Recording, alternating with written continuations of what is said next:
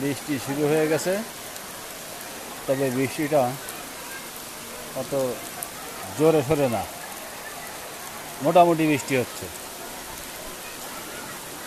গাড়ি টাড়ি সব ঢুকছে। যাই হোক,